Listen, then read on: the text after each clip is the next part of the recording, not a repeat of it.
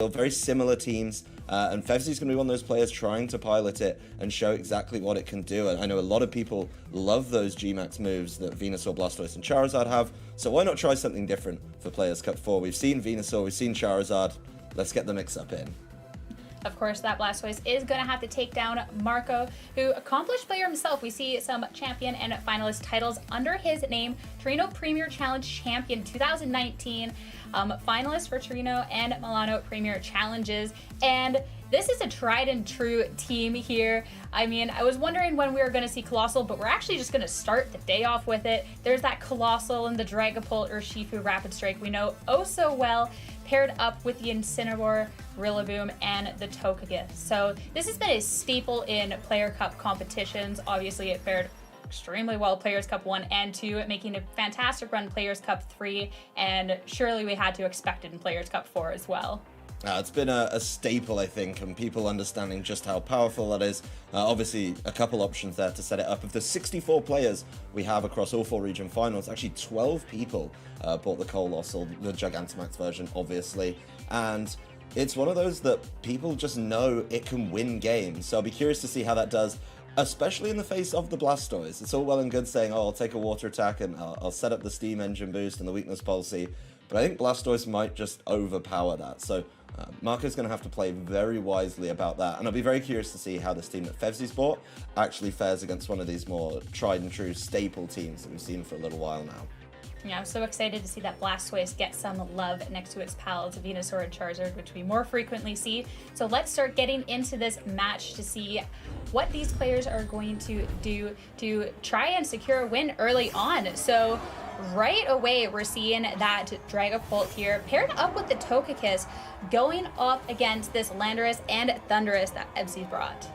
The double genies are back. That's a lead that a lot of people have played over a large number of years, and it definitely can do some work. I think the Dragapult's in the position that it can do the most, because this Togekiss does not appreciate staring down in both of these Pokemon that can really do super effective damage to it. So this might be an interesting position to find yourself in if you're Marco.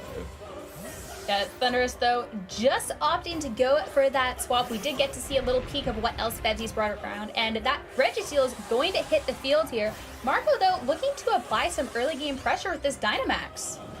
It's something I think he's going to have to do, and I wouldn't be shocked to see the Dragapult take it. There it is, setting up. That's going to be a Pokemon that wasn't really threatened by Fevzi's lead, so I think very smart of him to Dynamax it and set it up there. Oh, for sure. Dragapult can set up the Colossal in this team, but also apply so much pressure itself. But Fevzi, not wanting to be left out of the fun, opting to go for that Dynamax as well with that Landorus. This is going to be a very big turn one for both players. Seeing exactly what they think is the safest Pokemon on their side of the field and just going, yeah, that's fine. I'm just going to set up and immediately start getting boosts, changing the terrain, and causing problems. Speaking of problems, Togekiss is trying to cause some of its own. Yeah, follow me. Such a good redirector to keep your Prime Dynamax candidate or other Pokemon safe here. So this Dragapult is going to fire off a Max Phantasm into that Registeel. But unfortunately, there is a White Herb on this Landorus, so no defense drop there. It's going to get the opportunity to fire off a Max Airstream of its own. Togekiss taking about half of its HP, but this Landorus is going to get a nice little speed boost from that. Got the speed boost, and you don't get the drops. That switch into Registeel, really, really smart there by Fevzi, I think, saying, yes, I know that your Dragapult can do good damage, but Registeel can actually take it. And if that had been the Thundurus may have just been felled immediately there. Of course, the Registeel took a lot of damage, and it's a Pokemon that likes to come in and maybe try and set up a little bit to play through the rest of the game. So definitely has to be a little bit careful for the time being, maybe buying a turn or two with the protects that we are going to get hovered here. But the Togekiss is still in the field. These are both Pokemon that can deal with the Togekiss quite comfortably. Just have to make sure that while you're spending time dealing with the Togekiss, the Dragapult's not just causing chaos. The White Herb's used up now, and this Landorus could be in an interesting position if it gets caught by an Intimidate. Which is exactly what we're going to see here. Togekiss hiding in the back, this Incineroar coming out. Of course, Clear Body in the Registeel means nothing's happening there, but that is a definitely annoying thing for that Landorus. Registeel just taking the opportunity to protect. I mean, fantastic. You don't want it to let it go down. Landorus going to take the opportunity to get even more of his speed boost and targeting into the Dragapult, but not really doing too much after this Intimidate from the Incineroar. And Dragapult firing it back with Max Phantom, doing a lot more damage than the Dynamax across the field. Oh, the critical hit helping out there, making sure you get extra damage down. Of course, all the stat drops are going to stick now. There's no herb available to deal with that. And this Registeel just sort of sat on the field. Obviously, it protected. It's recovering up a little bit with leftovers. But on this last turn of Dynamax, I'm not sure how impactful it can be. The Dragapult getting huge damage down on the Landorus is really, really big there. And it's been pretty comfortable, I think, for Marco so far, just being able to say, you know what, I just want to throw out attacks and just kind of push on throughout this game. So going into the final turn of Dynamax, I think both trainers are looking to make a really big impact and carve open an advantage as soon as these very impactful turns end. I don't know how much of an impact this Landorus can make at a out of 1, but it's going to go for it anyways. Max Airstream into the Dragapult, just chipping it down, trying to get as much damage as possible. But this Landorus does have 3 speed boosts, so what it lacks in attack and defense, it definitely makes up for in speed. Registeel just taking that opportunity to go for the Iron Defense. I mean, Registeel, you want to sit there on the field, you want to be annoying, you want to get your defense up, get ready for this body presses, and just refuse to go down. It is going to take that Max Phantasm, but it takes it a lot more comfortably this time around. And of course, with that clear body, not going to take a defense drop in return, which is certainly nice. Incineroar, Flare Blitz does pick up the Landorus though, as it finally goes down on its last turn of Max. Now, both trainers getting through all 3 turns of their Dynamax, but Fevzi losing a Pokemon for the troubles. I think he's putting a lot of focus on this Registeel. Of course, the Iron Defense really important there in making sure it can take attacks, and that's kind of the setup that you want. I think he was buying a little bit of time maybe with that Landorus. Getting it the speed boost too was really important. I know it's a Pokemon we don't usually think about being quite fast, but being able to set up your Iron Defense before you get hit within a turn is so huge, and we saw it just there, being able to take attacks even from the Dynamax Dragapult, even better than it normally does with its naturally very high stats. And this has put him, I think, in quite a good position to see out the game. Of course, he does have to worry a little bit about something like that Incineroar, but once that's gone, should be in an alright position. Yeah, Rillaboom hitting the field for its friend Landorus here. This Registeel, the leftovers and the grassy terrain is going to help it recover a lot each turn, which is going to be really, really helpful in keeping the longevity of it, especially with those Iron Defenses for just keeping it safe here. And Rillaboom as well, being able to offer a little bit of fake out pressure now that there's that Incineroar on the other side of the field, which could keep it safe or just go for an attack here. Looks like it's going to try and weave in a bunch of attacks. I like what I'm seeing from Fevzi. Of course, viewing from his side, we're going to be able to get a little more insight into what he's thinking about every single turn. The switch in, quite nice. I think the Dragapult's done its work, and it might be time for it to reset and come back in at a different time of the game. Yeah, of course, Togekiss taking that Grassy Glide, but taking it comfortably. But this Incineroar faring a very different fate, going down to this Body Press. Of course, Body Press bases off of the Registeel defense, so being able to hit for a really good amount of damage as well as just being super effective. Definitely going to be a little bit of a menace here, and as well getting both of the recovery options in the grassy terrain and the leftovers. What we're about to see is probably the Registeel Masterclass. It's been played absolutely perfect by Fevzi. It's kind of just been on the field doing its thing, uncontested, but it managed to come onto the field, get a couple speed boosts sat next to the Landorus using Max Airstream, so it's managed to set those up, and then say, well, I can also weave in my defense boost, and as we see now, it's so fast. It's just able to start body pressing things that it might not normally be able to hit in advance, so really kind of wise play, I think, from Fevzi, and showing off why a number of people in the European region did tend towards this Registeel and show how impactful it can be. I like the way this board is set up for him. The Rillaboom's now facing down the Urshifu, which it's going to be in a really good position to deal with it just through Grassy Glides. And this Registeel can kind of just start tidying up where it needs, because I doubt it feels all that threatened. Yeah, Urshifu looking to try and apply some pressure on the board. Of course, though, doesn't really appreciate staring down this Rillaboom here. So it is just going to take this opportunity to go for a protect, not really wanting to risk anything too much.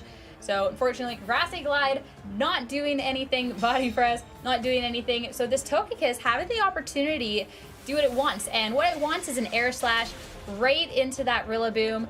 No critical hit though, is just going to be dealing a nice little chunk of damage, but not nearly enough.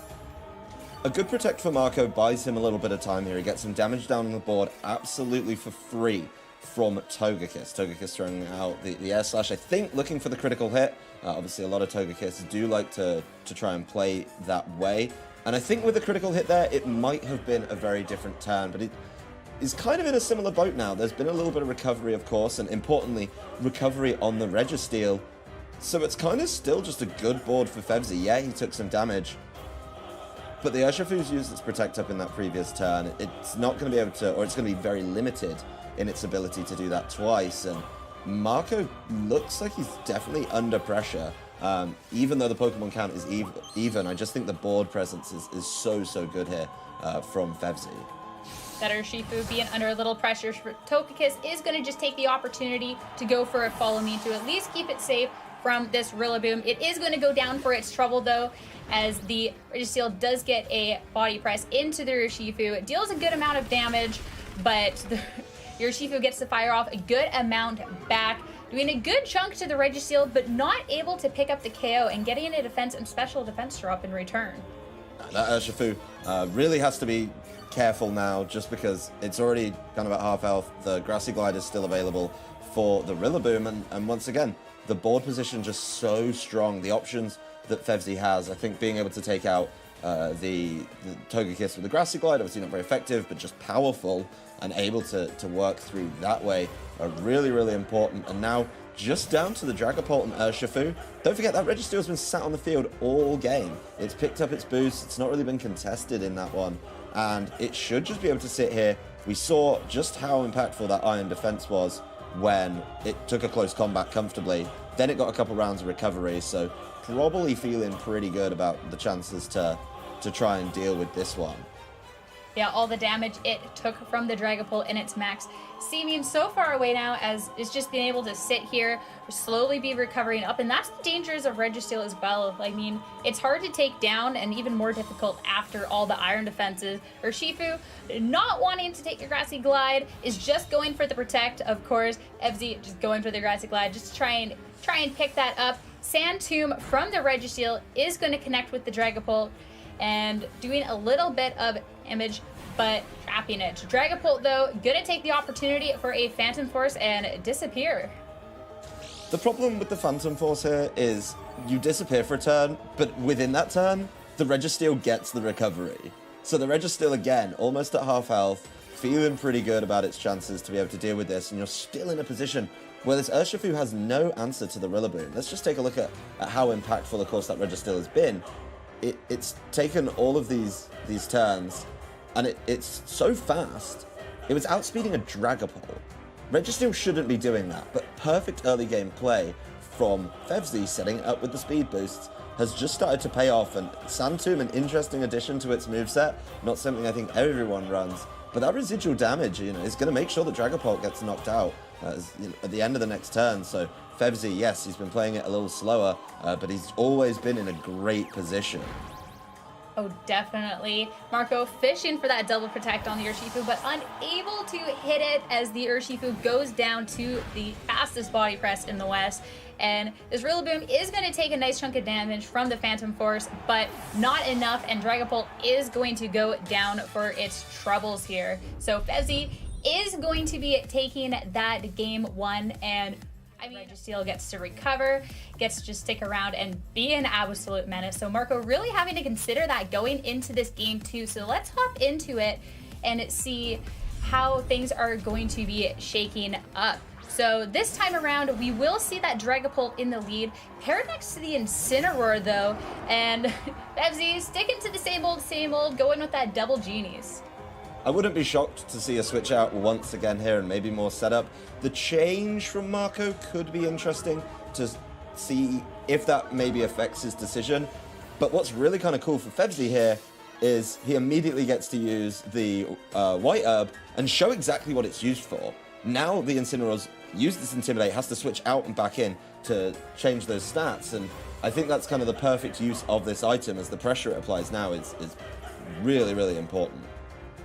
Yeah, Landorus wants to intimidate, not be intimidated, especially as a max candidate there. So it's definitely super, super nice here. And we get a little peek into what Fevzi's thinking, and I think we're going to see a nice early game max again. Both trainers locking in the Dynamax on the very first turn, saying, I'm going to carve out a big advantage. I'm going to be able to play the game my way and push on through the rest of them.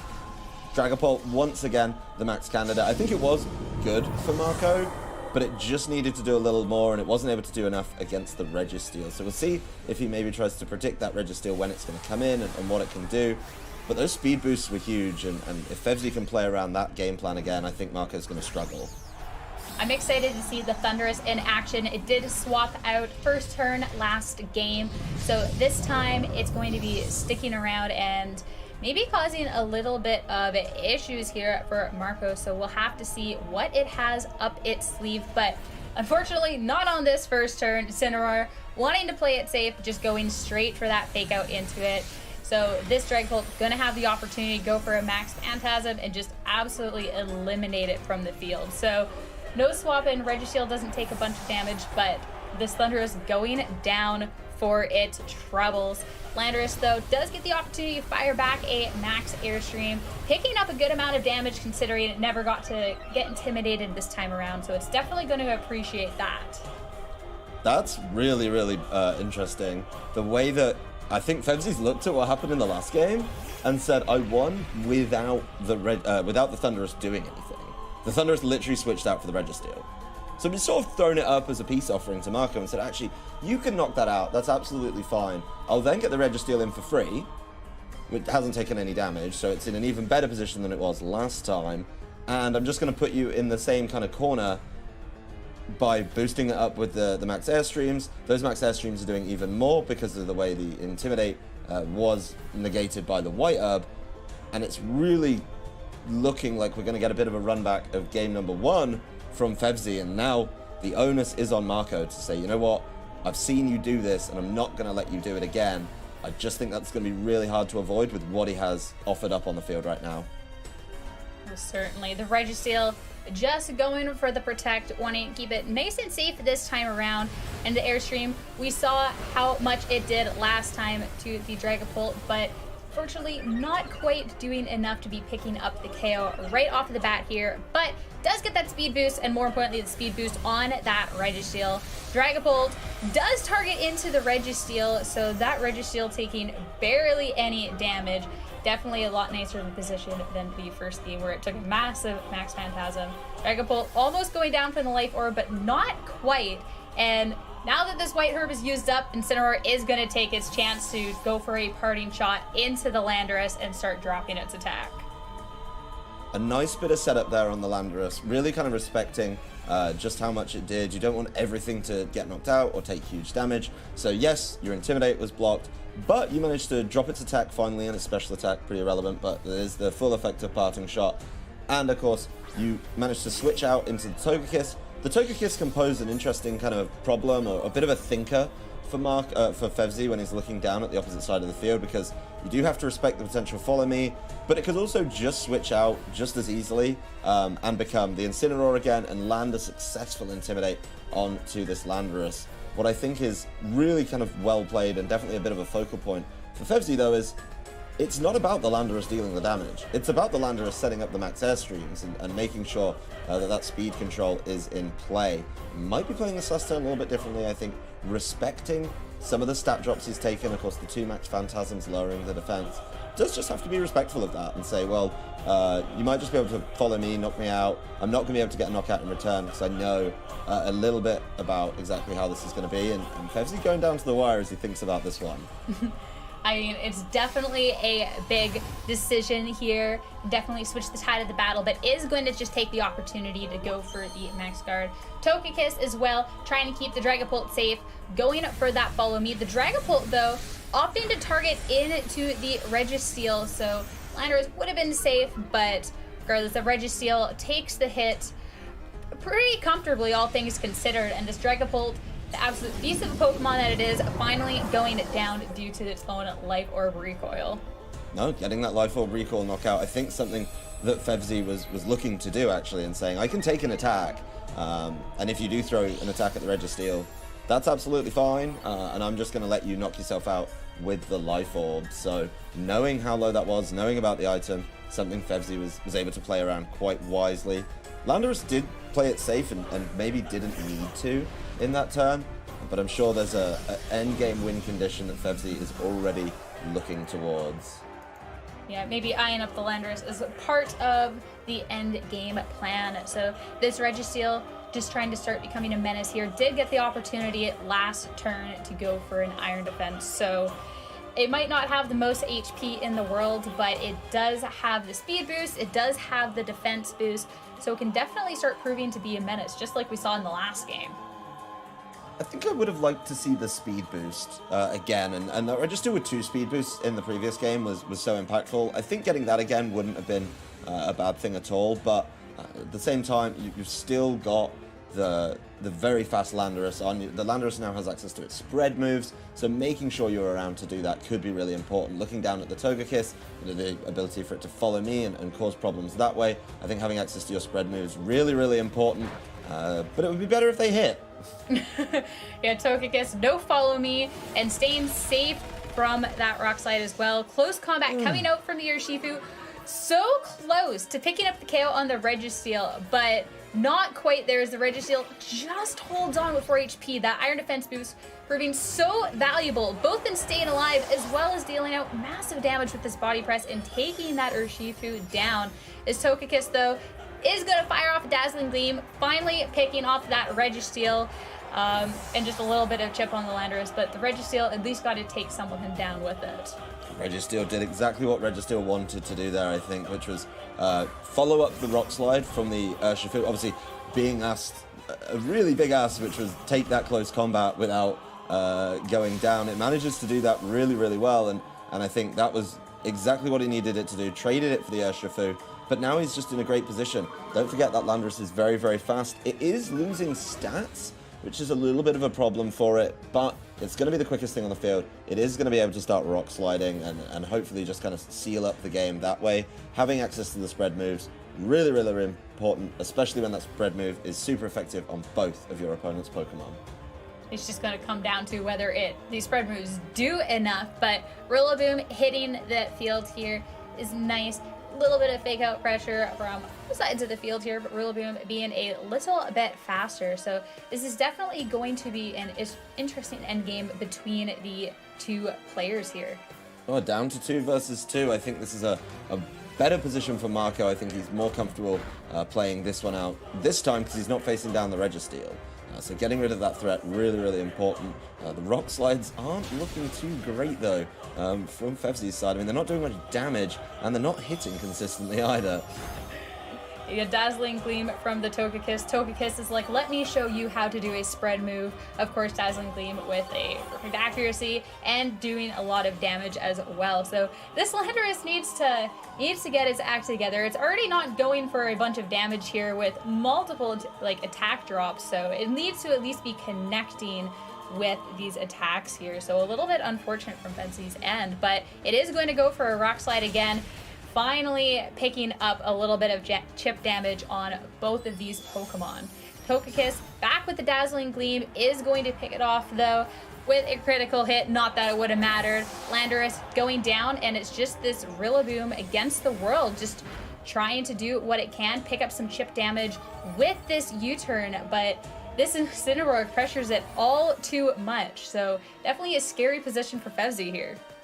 Fevzi struggled with landing those Rock Slides, and obviously, even when they landed, they didn't do much damage, so a bit more control on how to play around that Landorus has really worked out for Marco, and I just don't see a way that Fevzi can deal enough damage with the Rillaboom, especially facing down something like the Togekiss, which we know already has Air Slash. Fevzi knows that as well, he's already seen it, and they do, of course, play, as a reminder, in an open team sheet situation.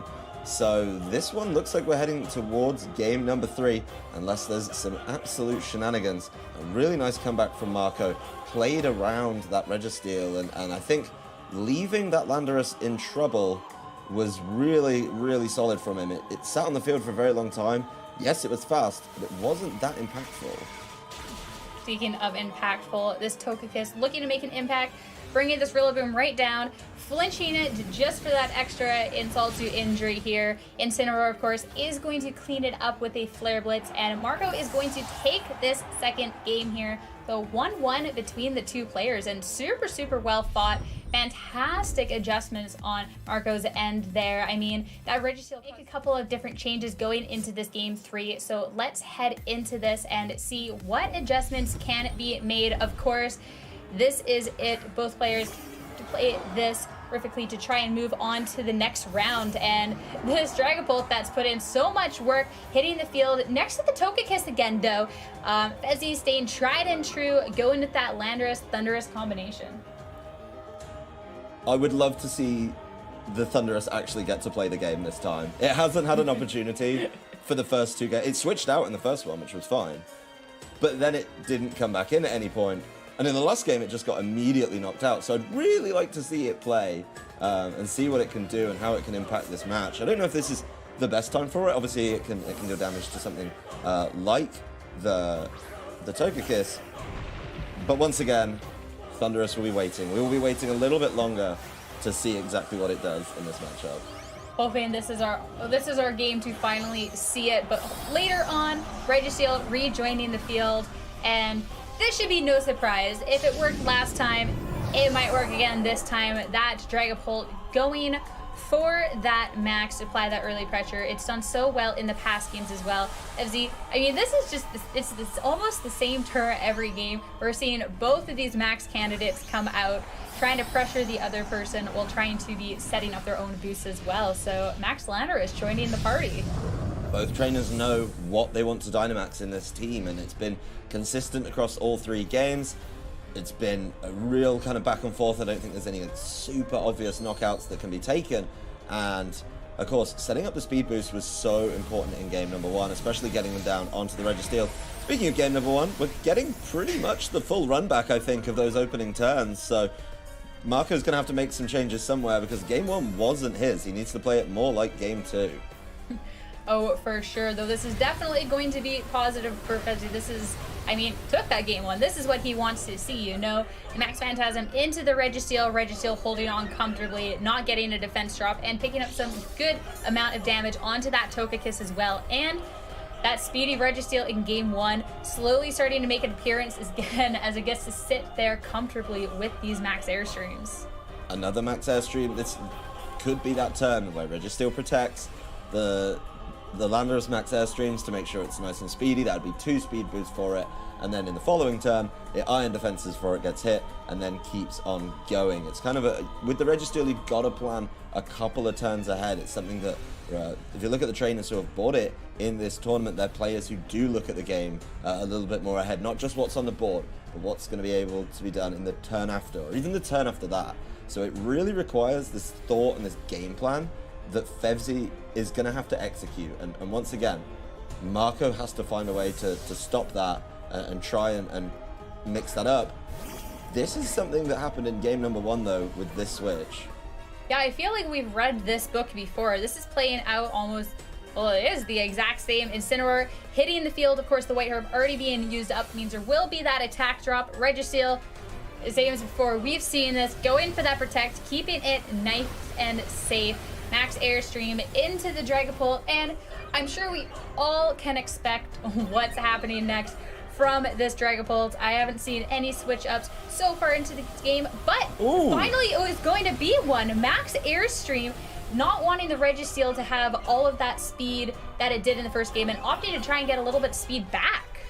That's really, really impactful, actually, because the biggest problem in game number 1, when this Registeel kind of ran away with it was just the fastest thing on the field. It was able to set up the iron defenses beforehand, and I love this adaptation from Marco to say, you know what, I'm not just going to let you be the fastest. That's ridiculous. I have Max Airstream too. Throwing one down from his Dragapult, maybe changing that one up. The Registeel may not be as free to land one of those iron defenses and try and set things up. Of course, the Registeel already has 2 boosts, but at least Marco's mixing it up. At least Marco sees that, hey, I can't immediately take knockouts, or I can't immediately cause problems, so let me get involved in this speed control matchup that I kind of ignored for potentially the first couple of games. This is the first max airstream that the Dragapult's thrown out onto the field, and I think this could be changing things up and making Fevzi ask a couple more questions of how his game plan works. It's definitely a nice switch here. Landorus, though, firing back with an airstream of its own, really just trying to boost up its speed to get this Registeel to be as fast as it can be to try and take down this Pokemon on Marco's end here. So unfortunately, not going to be going second in the turn here, and it is going to take a massive Max Phantasm from this Dragapult. Last time it got to Iron Defense before taking the hit. Unfortunately, not this time around. It does get to go for the Iron Defense after, but might be a little too late here depending on this Incineroar, but it's going to go for that parting shot instead into the Landorus, just wanting to lower that attack even more. I mean, this Registeel's kind of in a bit of a dangerous spot, so just wanting to put the Landorus in a bad position as well. This is a really good example of why best of 3 is such an interesting way to play the game, because both trainers have kind of looked at what works in their wins, what works in their losses, and learned a whole lot for them. Fevzi running back that game plan from game number 1, which he won comfortably, being able to say, okay, I tried something different, and it didn't quite go my way in game number 2. So going back to that really wise. I think both trainers have bought the same 4 across every single game, so feeling pretty solid about that one. And again, the maxes have been consistent across the board, but Marco making a really good change with that max airstream that we didn't see before, and how impactful that was in not allowing the iron defense to go up before the max Phantasm hit. You're not going to be able to lower its stats, you just got to work your way through it. Really, really important. And this Registeel in a very dangerous predicament, really, very low on health, going to need a lot of time to recover enough to withstand a close combat from Urshifu. This has just been played really, really well. The best kind of thing for Fevzi here is that the Urshifu doesn't have any speed boost and the Registeel does. But I think there's a lot of adaptations from Marco, such as weakening the Landorus, that are going to be very important as we approach the end of this set. Oh, definitely. And in face of an Urshifu, a Registeel is never really safe to protect, so can't really sit there and try and get all that leftovers recovery. But we are going to see the Landorus swap back out. I mean, it had all the speed boosts, but it also had all of those attack drops, so resetting those and bringing the Rillaboom out to pressure into this Urshifu. The Urshifu, though, just fired an Aqua Jet off into the Rillaboom here, takes it comfortably. And speaking of comfortably, this Registeel living that Dragon Dart. It does pick up some good chip on the Rillaboom, but this Registeel gets the opportunity to stick around and go for a big body press into the Urshifu. And of course, gonna get double that recovery with the leftovers and this grassy terrain.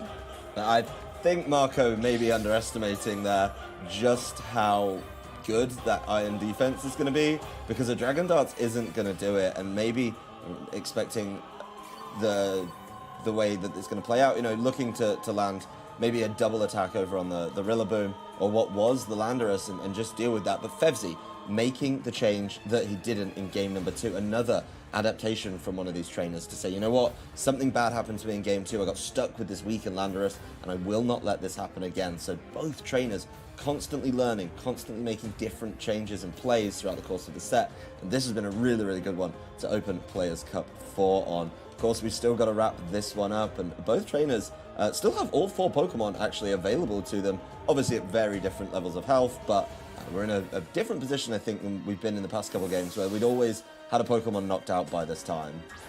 Oh, for sure. And this Dragapult, just looking ahead in the back, Togekiss joining the field, Urshifu just taking this opportunity to protect. I mean, it's not too safe going off against this Rillaboom, and Rillaboom, of course, pressuring that slot, going for the Grassy Glide there. Registeel with the Sand Tomb, but the switch from Marco into the Togekiss means Sand Tomb isn't going to land, so I mean, this Registeel gets the recovery this turn, but doesn't get to do too much else, but this recovery is adding up. That's a good turn for the Registeel, actually. It might not land at the Sand Tomb, and that is, yes, that's a little bit annoying. But it doesn't take any damage. Obviously, it can't be protecting, so it manages to get the recovery without kind of having to deal with any of that. And this looks very similar to game number 1, where Don't forget that Registeel sat there with speed boosts. That Registeel is scary. And that's something that I think Marco is going to have to play around a little bit. The Urshifu isn't going to be able to attack before it. I like the switch out to bring Togekiss in here and allow Togekiss to throw out that redirection, throw out that follow me, or at least the threat of it, and then buy time for the Urshifu to do what Urshifu does best and clean up late games, because there's so limited protects that you're going to be able to use if you're Fevzi. I mean, limited, you shouldn't be using any in front of an Urshifu. That's exactly what we're going to see. Follow me from the Togekiss, keeping the Urshifu nice and safe and giving it the opportunity to go for a Surging Strikes here into the Registeel. Of course, these are all critical hits, ignoring the defense boost, and is going to be picking up that KO. So finally dealing with this absolute menace with this Registeel. And Rillaboom is going to fire off with a Wood Hammer and pick up that Togekiss as well. So not being able to get the Shifu, but the switch from Grassy Glide to Wood Hammer, being able to deal just enough damage to take that pesky Togekiss out of the way. That's a very good turn for both trainers. They get to remove what they consider a big threat from the opposing side just very, very easily. I really, really like how Marco targeted down the Registeel, and by using that turn of redirection that the Togekiss had, was able to deal with that Registeel using Surging Strikes to make sure that the knockout came through and didn't have to worry about being body pressed for a turn. But on Fevzi's side, we've got to give him credit as well for changing up to the Wood Hammer. Of course, the Wood Hammer does more damage than the Grassy Glide, and just respecting that follow me, being able to remove that from play in the following turn, really, really important. So a really smart play from both trainers, and at 3-3, we are finally going to get to see Thundurus. We do. It gets to join the field facing off against this Incineroar here. I mean, this Incineroar does have Fake Out pressure, so interesting to see where it's going to be targeting into. But I'm hoping to see this Thundurus actually get to do something. It didn't get the opportunity to in the first game because the Registeel is the star there. The second game, Marco didn't even want to mess with the Thundurus, and now is hopefully it's time to put in some work. The Thundurus isn't running Defiant either. This is one of those meta shifts that I think a number of trainers have looked at. And in previous iterations of the Players Cup, people running it with Defiant and would be really, really good to bring in front of this Incineroar. But now, didn't see that Defiant boost, heading on back to the classic Prankster, if you will, and being able to kind of play the game a little bit differently, trying to throw down pressure with those Thunder Waves, because the speed control that Fevzi set up earlier is kind of gone. But I like that he's pivoting over to a second form of speed control and something a little different to be able to deal with this. A really nice switch in there with the U-turn could be impactful, especially landing Intimidates on both of these Pokemon. Yeah, the Urshifu, though, not wanting to risk the Thunder Wave, going for the Protect. Incineroar, though, going to take the opportunity to be hitting a Flare Blitz into what was the Rillaboom slot, but Rillaboom U-turning out is keeping it nice and safe as this Landorus takes the hit instead and getting a attack drop on Marco's side of the field here. That attack drop could be very impactful. The Incineroar we saw was doing a good amount of damage. The Urshifu obviously does crazy amounts of damage, and that's a really good ability. And this sort of an adaptation and a lesson that Fevzi took. How impactful was the Intimidate on his side of the field in Game 2? If you've got access to an Intimidator, why leave it on the bench? Why not make these plays where you switch it in and out, you rotate through it, kind of cycling to make sure that your opponent can't deal damage? It may not be the most glamorous way to close up a game, but it's really, really impactful. And I like looking at the board where you've got the Thundurus and the Landorus. The Landorus is trying to mix things around and deal with as much as it can, while the Thundurus just applies pressure. This Dragapult switching could get very easily punished. Yeah, Fevzi not want to be left out. Also going to be going for that swap, bringing the Rillaboom back out onto the field for the Landorus, Thundurus, though, taking the opportunity to fire off a Thunderbolt into the Urshifu slot, and it is going to pick up that KO anyways on the Dragapult. Incineroar just looking to pivot, getting a parting shot into the Rillaboom slot, and I mean, it's going to be coming out and rejoining the field in the second, but it is going to be rejoining the field with another Intimidate drop onto that Rillaboom. This is kind of smart planning ahead from Fevzi. Getting the Landorus out serves two purposes. One, it makes sure that you're able to land another Intimidate when you're locked in, if you're Marco, to the Urshifu and the Incineroar. And it also keeps it safe from any drops that came its way. That was such a big problem for him in game number 2, that getting it out of there, yes, your Rillaboom's not going to be in the strongest position right now. It's taken a parting shot and now an Intimidate, but you're able to switch that out. And Marco, down to his last 2, is not going to be able to make any more changes. So if he's going to find the win in this game, he has to find them with these 2 Pokemon. I mean, these are 2 very strong Pokemon, though. Incineroar would not have the usage it does if it wasn't just an impactful Pokemon. And Urshifu as well has been such a dominant force. So if 2 Pokemon can make it happen, it could be these 2. But Marco is going to have to play this carefully and be getting these turns right. So, I mean, Fevzi offering so much pressure onto the Urshifu slot, though. I mean, that's Rillaboom as the Thundurus. So it's going to be really interesting to see how this plays out. Fevzi also has the fake out pressure here. The Incineroar isn't the only one, and we will see that fake out into the Incineroar, not letting it do its thing. Urshifu firing back with a Surging Strikes, though, into the Rillaboom. Maybe go for the swap, but unfortunately is not going to be dealing nearly enough damage to get anywhere there. The Thundurus now, with every opportunity to fire off an attack of its own into the Urshifu and taking it down. Almost, I think, the desperation play from Marco there, trying to call that Landorus switch in, punish it immediately with the Surging Strikes. But Fevzi just plays it safe. He respects that the fake out matchup was there and says, okay, I'll just make sure that my faster fake out option is going to be able to stop yours, and then it's still on the field, and Surging Strikes just wasn't able to do enough. So really well played there by Fevzi. Marco looking for the big play, but Fevzi not taking the bait and just being able to work around it. Incineroar's being given the opportunity to try its best. It does get to fell the Rillaboom, so leveling or bringing the Pokemon count a little bit closer, but I do not see a way that Incineroar, while taking recoil, is going to be able to clean this one up. Yeah, Flare Blitz is such a strong attack, but it's not really the attack that's going to get you too far in a 3v1 endgame. I mean, the amount of damage you have to be dealing and the amount of damage you take back, not so fantastic. And to boot, this Landorus rejoining the field not only is super effective against this Incineroar, but has the attack drop as well. So this one is going to be going to Fevzi, but fantastic match here regardless.